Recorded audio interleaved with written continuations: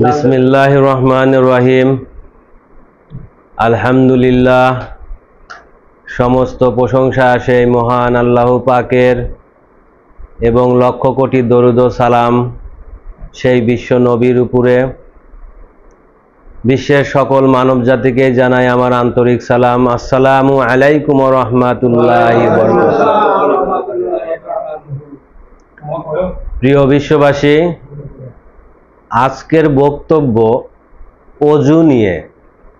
অজুর কিছু হাকিকতি বর্ণনা এ বিশ্বের মানুষকে বলবো। অজু দুই প্রকার। অজু আরবি শব্দ, এর বাংলা আবিধানিক অর্থ দ্বারায় পবিত্র বা পরিষ্কার পরিচ্ছন্ন হওয়া। এখন আমরা যারা ইসলাম ধর্মের অনুসারী আছি, এরা যখন সেই ধর্মীয় গ্রন্থ, সেই আল কোরআন বা হাদিস শরীফ বা নামাজে যখন যায়, তখন এরা হাত, মুখ, পা, মাথা মাসহে করা এগুলো করে তারা সেই নামাজে বা ধর্মীয় কিতাব পড়তে এগুলো ব্যবহার করে। শরীয়তের যে বিষয়বস্তু দেখানো হয়েছে এই মানুষকে, কিন্তু আসলে কি এটাই অজু নাকি আরো কিছু আছে? যেমন অজুটা হলো আরবি শব্দ। প্রিয় বিশ্ববাসী, এই যে মানুষ অজুর বিষয়টা আমরা যারা দেখতে পাই, কোরআনে আল্লাহ পাক বলতেছে যে আমি তওবাকারীকে এবং পবিত্র মানুষকে খুবই পছন্দ করি। তাহলে এখানে দেখা যায় যে তওবা করে পবিত্র হওয়ার একটি রাস্তা আছে। দুনিয়াগত দিক দিয়ে যদি দেখতে যাই, তাহলে দেখেন একটি শিশু বাচ্চা যখন মায়ের গর্ভে থেকে জন্ম হয়, সে জন্ম থেকে যখন সে কচি শিশু থাকে, নিজে নিজে তো সে হাত পা ধুতে পারে না। তার ময়লা, শরীরের যে ময়লা আছে, এই ময়লা আবর্জনা পরিষ্কার করতে পারে না। তাকে একজন গোসল করিয়ে দেওয়া লাগে, একজন খাওয়ান লাগে, যেটাই বলি আমরা। এই পানি দ্বারা ধৌত করার যে কাজগুলো আছে সেগুলো অন্য একজনকে দিয়ে করানো হয়ে থাকে। তার মা করে দিক, বাবা করে দিক, যেই করে দিক, করাতে হয়। এখন সে যখন বড় হয়, তখন সে নিজে নিজে এটা বুঝতে শেখে যে আমাকে কিভাবে এই নোংরা আবর্জনা ময়লা থেকে কিভাবে নিজেকে পবিত্র বা ভালো রাখতে হয়। শিশু অবস্থায় কিন্তু সে নিজে নিজে এটা করতে পারে না। এবার আসি, আল্লাহ পাক কোরআনে বলতেছে যে অপবিত্র অবস্থায় সালাত তো দূরের কথা, সালাতের ধারের কাছেও যেও না। এবং দুনিয়াতে আমাদের ইসলাম ধর্মের যারা এই হাদিস কোরআন নিয়ে যারা লেখাপড়া করছে শরীয়ত ভাবে, এনারা প্রকাশ করতেছে যে অজু ছাড়া যে আল কোরআন আমাদের কিতাব আছে, ধর্মীয় যে গ্রন্থ, সেই গ্রন্থটা ধরা যাবে না, ছোঁয়া যাবে না এবং নামাজে যাওয়া যাবে না। আচ্ছা, এটা এনারা বলতেছে। ঠিক এটার একটি হাকিকতি বর্ণনাও আছে। সেটা হলো, এটা যেমন দুনিয়াগত পরিষ্কার পরিচ্ছন্নতা, তেমনি আমি যে একটি অপবিত্র মানব, আমাকে যে কোরআন বলতেছে যে তওবাকারী এবং পবিত্র মানুষকে আমি ভালোবাসি, তাহলে কি এখানে তওবা করার বিষয় আসতেছে? তওবা মানে ফিরে আসা, তারপরে পবিত্রর বিষয়টা আসতেছে। তাহলে আমি ওই অজু করলেই কি আমি সেই পবিত্র হয়ে গেলাম? মানে আমি যদি হাত মুখ পানি দ্বারা ধুতো করি তাহলে কি আমি পবিত্র হয়ে গেলাম? নাকি আল্লাহ পাক আমাকে কোন অজু করতে বলতেছে, কোন পবিত্র হতে বলতেছে? প্রিয় বিশ্ববাসী, এই অজুর আর একটা বিষয় আছে, সেটা হলো আমি যেমন বললাম যে কোনো কচি শিশু যেমন নিজে নিজে করতে পারে না, ঠিক এই অজুর একটা মালিকানা সত্ত্ব দ্বারা আছে। যেমন এই আল কোরআনে আল্লাহ পাক যেভাবে বর্ণনা করেছেন, সেই বর্ণনা অনুযায়ী যে ব্যক্তি এই কোরআনের পবিত্রতা রক্ষা করে সেই দ্বীনি মুর্শিদ হয়েছেন, সেই ব্যক্তি এই বনি মানুষকে একটা অজু করাবে, পবিত্র করাবে।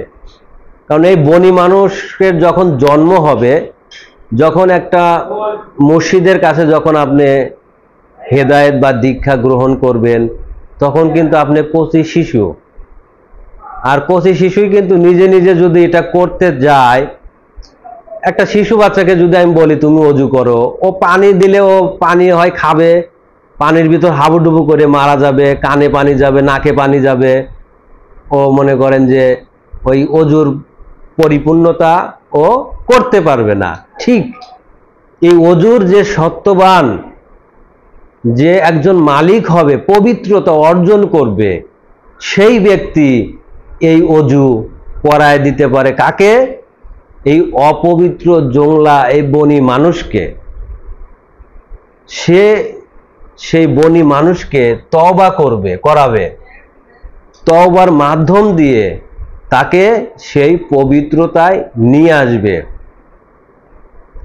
তারপরে আসেন তার সালাতের বিষয় নিয়ে। যেমন শরীয়তে বলতেছে যে এই নামাজের ধারের কাছেও মানে এসো না, আল্লাহ কোরআনে বলতেছে এই নামাজের ধারের কাছেও এসো না অপবিত্র অবস্থায়। তার মানে সেই তওবার মাধ্যম দিয়ে আমাকে যখন সে পবিত্র করাবে, তারপরে আমাকে সেই সালাতের যে গণ্ডি আছে, সেই সালাতের গণ্ডির ভিতর আমাকে আবদ্ধ করে দিবে যে এখন থেকে তুমি পবিত্র, আর তুমি এই সালাতকে কায়েম করো। সালাত কি? এই যে আমাদের যে ভাণ্ড দেখতেছেন, এই যে পূর্ণ অস্তিত্ব দেখতেছেন, এই অস্তিত্বর নামই কোরআনিক ভাষায় সালাত। এই সালাত তখন আমরা কায়েম করতে পারবো, সংযোগ স্থাপন করতে পারবো সেই বেলগায়েবের সাথে। কারণ বেলগায়েবের যে জীবন, যে আত্মা, সেটা হলো মহা পবিত্র একটি আত্মা বা নফস বা জীবন। সেই জীবনের সাথে আমাদের সংযোগ করতে গেলে এই অজুর প্রয়োজন আছে। আর এই অজুটা করায় দিবে যে ব্যক্তি এই কোরআনের ডিগ্রি মেনে পূর্ণ সালাতি হয়েছেন, পূর্ণ পবিত্র সত্তার মালিক হয়েছেন, সেই ব্যক্তি এই অজু করাইতে পারে। এছাড়া এই অজু বা এই তওবা, এই পবিত্র কারো পক্ষে এনে দেওয়া সম্ভব না। আপনি যদি অজু করা না জানেন, তাহলে কি আপনি আরেকজনকে সেই অজু করা শিখাতে পারেন? কখনোই সম্ভব না। তাহলে আপনাকে সেই অজু করার সমস্ত বিষয় জানতে হবে, তারপরে কিন্তু আপনি আরেকজনকে বলতে পারবেন যে এভাবে এভাবে অজু করতে হয়, পবিত্র হতে হয়। তাই সেই আল্লাহ পাক সেই পবিত্র মানুষকে বা তওবাকারীকে অত্যন্ত ভালোবাসেন। আর দুনিয়াগতভাবে যে মানুষকে বোঝানো হয়েছে, যে অজু দেখানো হয়েছে, এটাও অজু। এই অজুর মাধ্যম দিয়ে আমার শরীরে যদি ধুলোবালি, নোংরা, গোবর বা আরো কিছু খারাপ জিনিস যদি লেগে থাকে, তাহলে এটা দ্রুত করার মাধ্যম দিয়ে আমি কিন্তু সেই নামাজে বা সেই কোরআন তেলাওয়াত করতে এটা কিন্তু আমার করতে হবে। কিন্তু এই অজুরও একটা হাকিকতি ছিল, যেটা আমি আপনাদের কাছে বর্ণনা করিলাম। প্রিয় বিশ্ববাসী,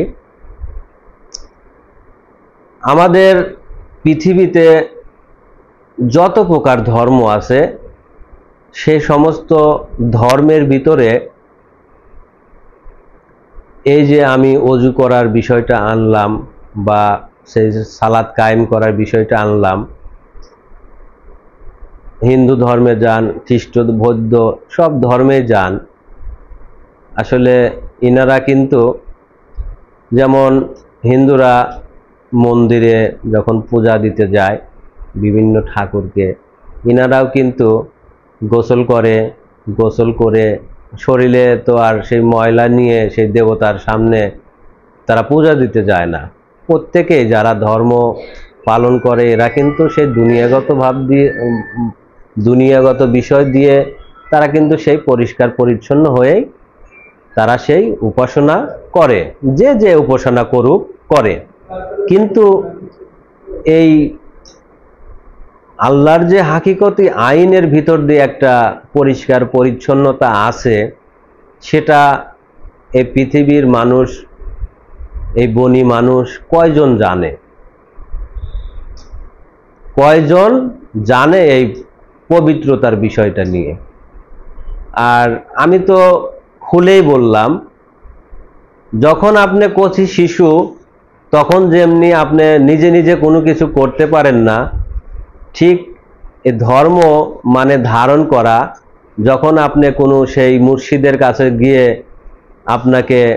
আপনি নিজেকে তার উপরে আত্মসমর্পণ করবেন, নিজে যখন সেই ধর্মীয় জীবন লাভ করবেন, জন্ম নিবেন, তখন কিন্তু আপনি কচি শিশু হিসেবে জন্ম নিবেন। সেই জন্মের ভিতর দিয়ে আপনাকে এই পবিত্রর ভিতর দিয়ে, তারপরে সেই সালাত কায়েমের ভিতর দিয়ে আপনাকে সেই আস্তে আস্তে বড় হতে হবে, জ্ঞানী হতে হবে, নিজের অস্তিত্বকে চিনা জানার ভিতরে আনতে হবে।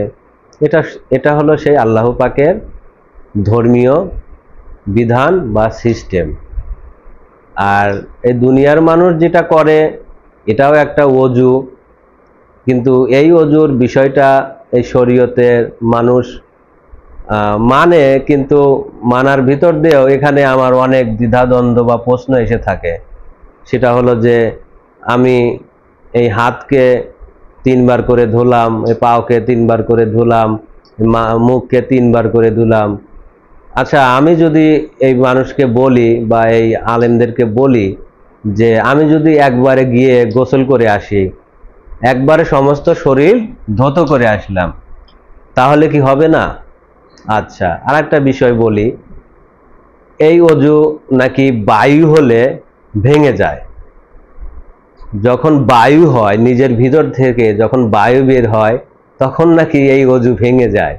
তাহলে মানুষ এই হাত ধোয়া বাদ দিয়ে, পা ধোয়া বাদ দিয়া, এরা মানে আমি এই যে বুঝাতে চাচ্ছি যে মানে বায়ু যেখান থেকে বের হয় ওখানে ধোয় না, এই হাত ধুলে, পা ধুলে, এই মাথা মাসে করলে নাকি সে আবার পবিত্র হয়ে যায়। এটা কেমন সিস্টেম? এটা কেমন সিস্টেম? আমার বায়ু যেখান থেকে বের হলো ওইখানে ধুইতে বলতেছে না, আমার হাত ধুতে বলতেছে, আমার পা ধুতে বলতেছে, আমার মুখ ধুতে বলতেছে। এমন সিস্টেম এরা করছে। আবার আমি গোসল করে আসলাম, একবারে যদি সবকিছু ধুইলাম, তাতে কি আমার অজু হবে না? আচ্ছা, এই বিষয়গুলো পৃথিবীর মানুষের আসলে জ্ঞানে আনা দরকার, বুঝে আনা দরকার যে আসলে অজুটা কি। আর অজু, প্রথম যে অজু যে করায়, সে কি নিজে নিজে অজু করে নাকি কারো মাধ্যম দিয়ে করতে হয়, এটা পৃথিবীর মানুষের জানা প্রয়োজন আছে। অবশ্যই অবশ্যই জীবনে প্রথম যে অজু করে, সে নিজে নিজে করতে পারে না, তাকে আরেকজন মানুষ অজু করিয়ে দিতে হয়। পরিষ্কার করে দিতে হয়। এটাই বাস্তব। আপনি সবকিছু মিলিয়ে দেখেন, দুনিয়ার সাথে মিলিয়ে দেখেন, হাকিকতিভাবে মিলিয়ে দেখেন, হাকিকতে এইভাবেই আসবে। তো প্রিয় বিশ্ববাসী, এ বলে আমি আমার সংক্ষিপ্ত বক্তব্য এখানে শেষ করছি। সুবহানাল্লাহি ওয়া বিহামদিহি, সুবহানাল্লাহিল আযীম। আসসালামু আলাইকুম ওয়া রাহমাতুল্লাহি ওয়া বারাকাতুহু।